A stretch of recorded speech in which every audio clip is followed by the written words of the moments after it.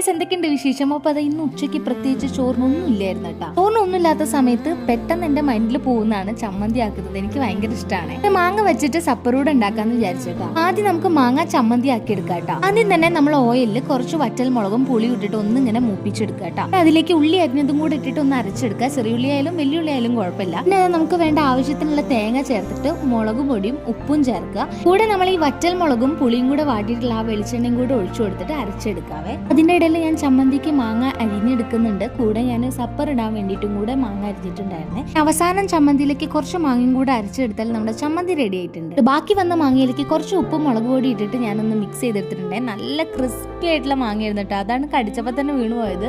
നല്ല ടേസ്റ്റ് ഉണ്ടായിരുന്നേ. അങ്ങനെ ഏതായാലും പ്ലേറ്റ് എടുത്ത് ചോറ് വിളമ്പിയിട്ടുണ്ട്. എന്നിട്ട് അതിലേക്ക് നമ്മുടെ മാങ്ങാ സപ്പറും കൂടെ മാങ്ങാ ചമ്മന്തിയും കൂടെ വെച്ച് കൊടുത്തിട്ടുണ്ടായിരുന്നു കേട്ടോ.